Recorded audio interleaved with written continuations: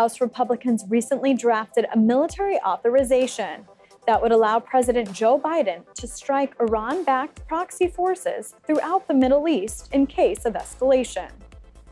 House Foreign Affairs Chairman Mike McCall, a Texas Republican, told Defense News that he is drafting the bill in case Lebanon's Iran-backed militant group Hezbollah steps up its attacks on Israel.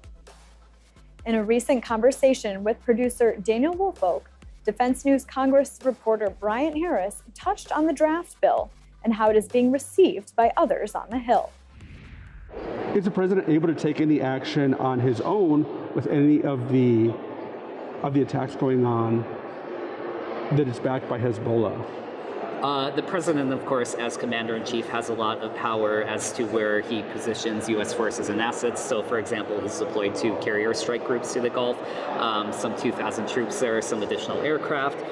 In terms of active military strikes, though, the president, part of his authority as commander-in-chief, he can, of course, strike back to defend U.S. forces under Article 2 of the Constitution.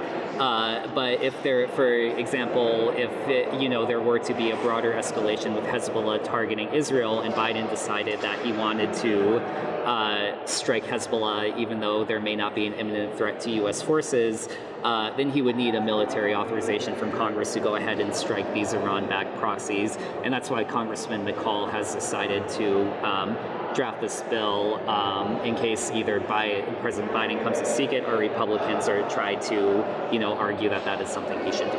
And how is that being received by Democrats? So Congressman Meeks, the top Democrat on the Foreign Affairs Committee, I talked to him about this, and he called it premature, and he thinks it's potentially escalatory.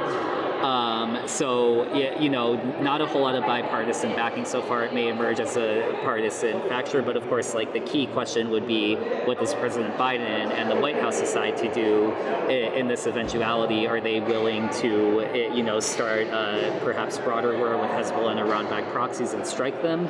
And if so, then they would need a military authorization from Congress. Bryant, you have a lot on your plate right now. Thanks for covering it, and thanks for having us over. Yeah, thank you for having me.